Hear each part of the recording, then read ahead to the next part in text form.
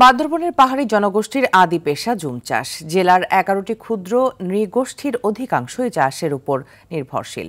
ইতোমধ্যে জুমের সাথে ফসল তোলা শুরু করেছে জুমিয়ারা। ফলে জুম ধানের পরিবর্তে দীর্ঘস্থায়ী ফসল হিসেবে মিশ্র ফসলের প্রতি আগ্রহী হয়ে উঠছে তারা। বান্দরবন প্রতিনিধি মোহাম্মদ শাফায়েত হোসেনের তথ্যচিত্রে বিস্তারিত জানাচ্ছেন লামিয়া তানজিন মাহমুদ। জুম ধানের আবাদে বেশি পরিশ্রমের বিপরীতে লাভ হয় তুলনামূলক কম। অন্যদিকে দীর্ঘস্থায়ী ফসল হিসেবে মিশ্র ফলের বাগানে মিলছে বেশি লাভ। জুমের ধানের পাশাপাশি সাথী ফসল কাকন, বিন্নি ধান, মরিচ, চাল কুমড়ো, মিষ্টি কুমড়ো, ভুট্টা, মারফা, ধনিয়া, মরিচ ছাড়াও চাষ হচ্ছে বিভিন্ন প্রজাতির সবজি। তবে জুম চাষ হওয়া পাহাড়গুলোতে এখন মাল্টা, ড্রাগন, কপি, আনারস, কমলা সহ অনেক ধরনের মৌসুমী ফলের আবাদ হচ্ছে বাণিজ্যিকভাবে।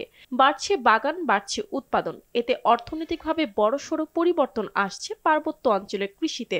প্রতি বছর এই জুমের পরিবর্তে পাকা বাগান করি।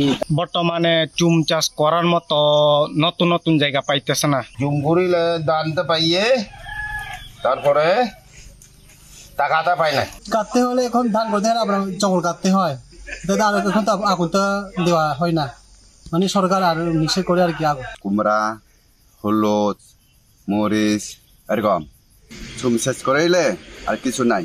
রয়েছে সংকট, জায়গার অভাবে একই স্থানে বারবার জুম চাষ সম্ভব হয় না। এর জন্য আবার অপেক্ষা করতে হয় 3 বছর।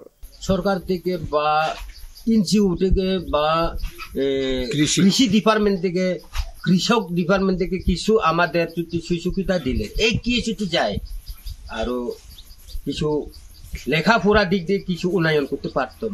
বর্তমানে জুমটা কেটে বাগান, বিভিন্ন বাগান, ফলজ বাগান লাগাচ্ছি। ওইখান থেকে বিভিন্ন জিনিস ফলাফল উৎপাদন হয়েছে। এদিকে জুম ধানের ফসল দিয়ে সারা বছর চলা যায় না বলেই সাথী ফলন সহ মিশ্র বাগানে আগ্রহ বাড়ছে চাষিদের।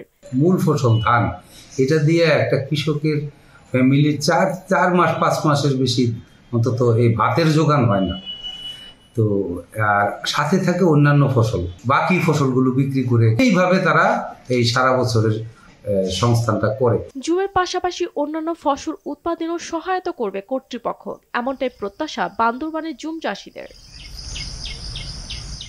লামিয়া তানজিন মাহমুদ, RTV।